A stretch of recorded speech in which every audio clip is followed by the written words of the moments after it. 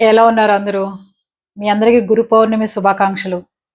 గురు పౌర్ణమి సందర్భంగా మిమ్మల్ని అందరినీ ఒక సలహా అడగాలని, మీరందరూ నా శ్రేయోభిలాషులు గాబట్టి, మీకు చెప్పకుండా మనం స్టార్ట్ చేసే ఏ జర్నీ అయినా మీ అందరి సహకారం కావాలి గాబట్టి నాకు అడుగుతున్నాను.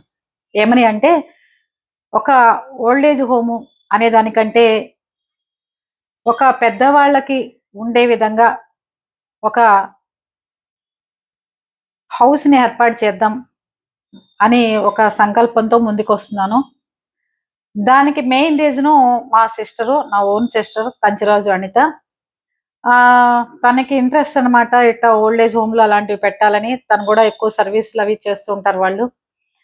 ఆహ్, చెప్పింది నాకు. "నువ్వేమన్నా నాకు వెనకాలుండి సపోర్ట్ ఇవ్వగలవా? నాకిట్లా పెట్టాలని ఉంది" అని అడిగింది. "ఓహ్! తప్పకుండా అదేముంది పెడదాం అందరం కలిసి" అని చెప్పాను.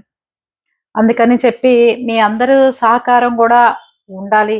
దాంట్లో ఒకళ్ళిద్దరు పని చేస్తే సరిపోదు. ఒక టీమ్‌గా పనిచేయాలి. అందరం సపోర్ట్‌గా నిలబడాలి అని చెప్పి మిమ్మల్ని సలహా అడగటానికి కూడా ఈ ప్రయత్నం అన్నమాట. ముఖ్యంగా ఈ వృద్ధులు ఉండడానికి పెద్దవాళ్ళు ఆహ్, వాళ్ళ ఆస్తులు లాక్కునో, వాళ్ళకిష్టం లేకో, వాళ్ళు ఆ ఇంట్లో ఉండలేకో, అడ్జస్ట్ కాలేకో అందరి ఇళ్లలో పెద్ద సమస్యగా పెద్దవాళ్ళు తయారయ్యారు. కొంత ఆఫీసు ఒత్తిళ్ళు, కొంత పెద్దవాళ్ళు గూడా ఒంటరితనం కోరుకోవడం, ఇట్లాంటివన్నీ జరుగుతున్నాయి కదా! అందుకని ఇలాంటి వాళ్ళందరికి కూడా వాళ్ళ సొంత ఇంట్లో ఎలా ఉంటే బావుంటుందో, అలా ఫీలయ్యే విధంగా ఏర్పాటు చేయాలని నా కోరిక. అది గూడా మా సిస్టర్ ముందుకొచ్చి తను స్టార్ట్ చేస్తాను. తను అంతా చూసుకుంటాను. మీరు మాకు హెల్ప్ చేసి పెట్టండి. అంటే హెల్ప్ చేయడం అంటే మనం వాళ్ళకి సహకారం అందించడం, పైనుంచి అన్ని చేసి పెట్టడం. మనం సర్వీస్ చేసి పెట్టడం కాబట్టి, సరే అని చెప్పా నేను గూడా. ఎలాగో ఖాళీగా ఉంటాం కాబట్టి, బయట వాళ్ళ దగ్గరికి వెళ్లి మేము ఎన్నో సర్వీసులు చేస్తుంటాం. అదేదో ఇంట్లో వాళ్ళకే చేసి పెడితే ఇబ్బందేముంది? అందుకని సరే అని ఓకే అని చెప్పేసాం. మీరందరూ ఏమంటారు? సరే అదయిపోయింది. ఈ సర్వీస్ లక్షణాలు ఏంటి అంటే పెద్దవాళ్ళవి, మీరెవరన్నా ఊర్లు వెళ్తూ, మన ఫాలోవర్స్ గూడా ఏమైనా ఊర్లు వెళ్తూ వాళ్ళని తీసుకువెళ్ళటానికి, వాళ్ళని జర్నీ చేయించడానికి ఇబ్బందైతే, ఇంట్లో ఒక్కళ్ళే పెద్దవాళ్ళని వదిలేసి వెళ్ళలేకపోతే, మనం గనక హౌస్ దొరికి స్టార్ట్ చేస్తే చక్కగా మీరు తీసుకొచ్చి మన ఆహ్, ఏదైతే పెడుతున్నామో పెద్దవాళ్ళ కోసం దానికొక పేరు సెట్ చేస్తానో, దాంట్లో వదిలేసి చక్కగా వెళ్ళొచ్చు మీరు. ఆ రకంగా స్టార్ట్ చేయాలని నా కోరిక. అంతే కాకుండా పెద్దవాళ్ళని ఇళ్లల్లో పెట్టుకుని ఉద్యోగాలు ఎళ్ళలేకపోయినా, ఇబ్బందైనా మార్నింగ్ వదిలేసి ఈవినింగ్ తీసుకెళ్తామన్నా గూడా తీసుకెళ్ళొచ్చు. అలాంటి ఫెసిలిటీస్ కూడా ఏర్పాటు చేస్తున్నాను. రెండోది దీనికెవరు పార్ట్నర్స్ గాని, దీంట్లో ఎవరు ఆహ్, వేరే వాళ్ళు గాని ఎవ్వరు ఉండరు. అందరూ ఓన్లీ సర్వీస్ చేయటానికొస్తారు. దీంట్లో సుజాత గారవని, మా ఆడపడుచవని, మా చెల్లెల ఆడపడుచవని లేతే నా బ్రదర్స్ అవని వీళ్ళందరూ ఓన్లీ సర్వీస్ చేయడానికి కనీసం ఒక 15 మంది లక్ష్మమ్మ, శారద గారని ఇంకో ఆవిడ, ఇట్లా కొంతమంది కుటుంబ సభ్యులు బోలెడుమందున్నారు. మరదళ్ళు. అట్లా చాలా మంది సభ్యులున్నారు. వీళ్ళందరూ ఓన్లీ సర్వీసే. దీనికి దీంట్లో పెట్టుబడి పెట్టడం గానీ, దీన్ని రన్ చేయాలని గానీ, దీంట్లో ప్రతి రూపాయి మా సిస్టర్ దగ్గరుండి తన పర్యవేక్షణలో చూసుకుంటూ ఉంటుంది. మేము ఓన్లీ పర్యవేక్షణలో తన ఏం చేయమంటే సర్వీస్ అది చేయించి పెట్టడానికే ఉన్నాం. వృద్ధులకి ఇక్కడ ఫెసిలిటీస్ ఏంటంటే పెద్దవాళ్ళకి ఓన్లీ వాళ్ళకి ఎట్లాంటి టెన్షన్స్ గాని, బాధలు గాని, ఇబ్బందులు గాని ఏమీ కలగకుండా సొంత ఇంట్లో ఎలా ఫీల్ అవుతారో అలా ఉండే విధంగా ఏర్పాట్లు చేయటం. అలా ఉండే విధంగానే అక్కడ ఉండే మనుషులు ట్రైనింగ్ అయిన వాళ్ళు, బాగా పెద్దవాళ్ళని చూసుకోగలిగిన వాళ్ళు మాత్రమే దీంట్లో వర్క్ చేస్తారు. మంచి భోజనాలు, షుగర్ ఉన్న వాళ్ళకి దానికి తగ్గట్టు మిల్లెట్స్ భోజనము, ఇలాంటివన్నీ సదుపాయాలు ఏర్పాటు చేయడానికి ఈ టీమ్ అయితే రెడీగా ఉంది. కూకట్పల్లి హౌసింగ్ బోర్డ్ కోసమని అక్కడ ఇండిపెండెంట్ హౌస్ కోసమని చెప్పి మేము ఎతకడానికి ప్రయత్నం చేస్తున్నాం. అందుకని మీరెవరన్నా కూకట్పల్లి హౌసింగ్ బోర్డ్ గాని అక్కడ దగ్గరలో ఎవరైనా ఉంటే ఇండిపెండెంట్ హౌస్ ఉంటే చక్కగా నిర్భయంగా మాకివ్వచ్చు. పెద్దవాళ్ళని పెట్టుకుంటున్నాం. ఓల్డ్ ఏజ్ వాళ్ళని పెట్టుకుంటున్నారు. అక్కడ వాళ్ళెవరన్నా చనిపోయినా, లేతే ఇక్కడ ఏదన్నా అయినా, మళ్ళీ మా ఇంటికి చెడ్డ పేరు అలాంటిది ఏది ఉండదు. ఇది ఈ ఆశ్రమం తీసేసేదంటూ కాదు.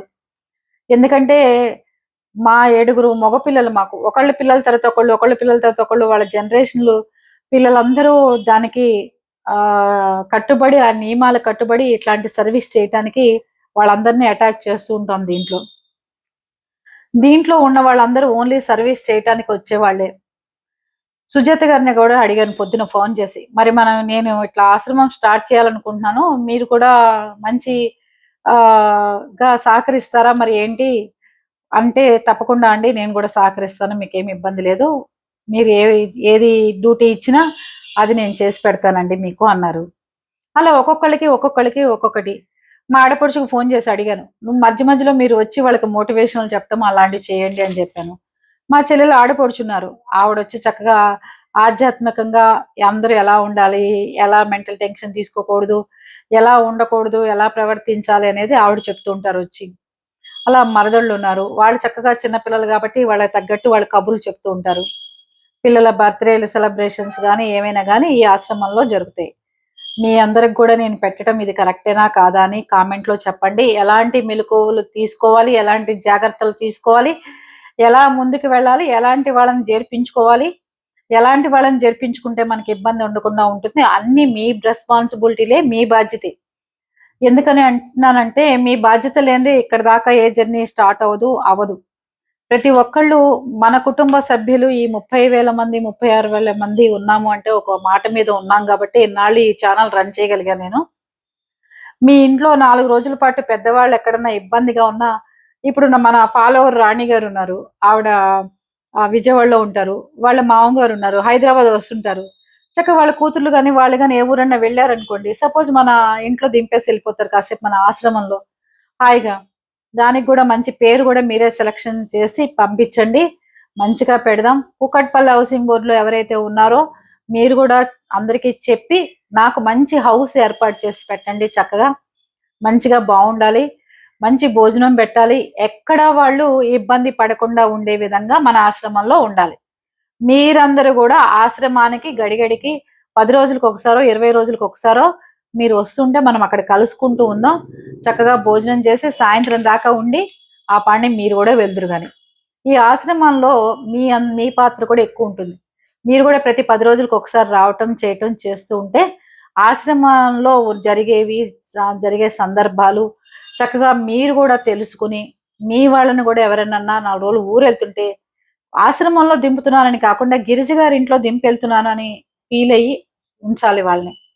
ఇంకోటి సాఫ్ట్‌వేర్ రంగంలో ఉన్న వాళ్ళందరూ ఇంట్లో పెద్దవాళ్ళున్నారు. ఏం చేయాలి? మనం ట్రిప్‌కెళ్ళాలి, ఊర్లెళ్ళాలి, అత్తగారి బర్త్‌డేనేంది, మామగారి బర్త్‌డేనేంది అని ఏం ఫీల్ అవ్వద్దు. ఈ గిరిజ గారున్నారు.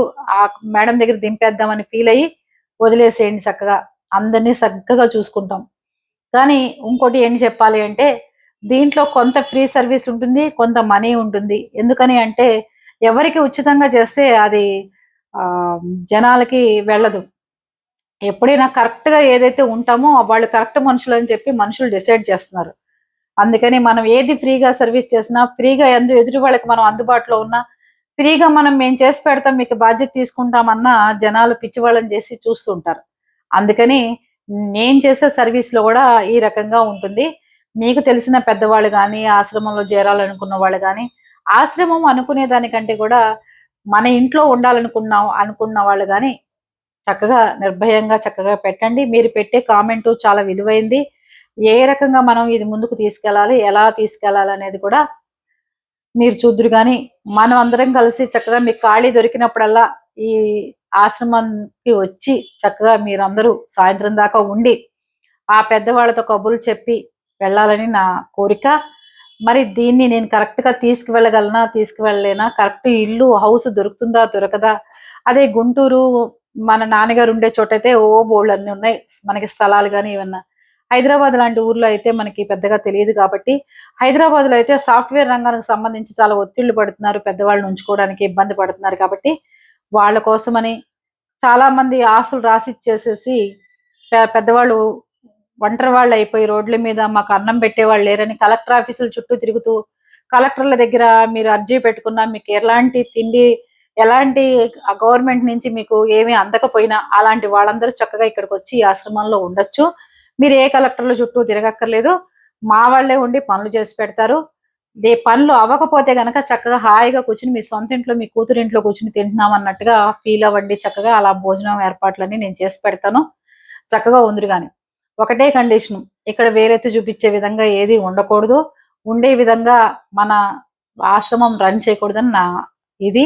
మీరు తప్పకుండా అందరూ కామెంట్ రూపంలో ఏం పేరు పెడదాం, ఎలా చేద్దాం, మీరందరూ ఎట్లా వస్తారు, ఏం చేస్తారు అనేది కూడా మాకు తెలియపరిస్తే దీన్ని ముందుకు తీసుకెళ్దామా లేదా, ఇది మంచి పనా కాదా, దీంట్లో ఎలాంటి ఆదాయం ఆర్జించి చేసే పనులు కాదు, ఇదేది అందరిలాగా ఇదేది ప్రమోషన్స్ వీడియో కాదు, డబ్బు కోసం చేస్తున్నది అసలు కాదు. మీకు అందరికీ తెలుసు, ఒక పూట ఒక మనిషి పెద్దవాళ్ళని చూడాలంటే ఎంత బాధ్యతో ఎంత భారమో అదన్నీ మీకు తెలిసి కూడా మీరు కామెంట్లు పెడితే ఇక మీ ఇష్టం. ఏమంటారు?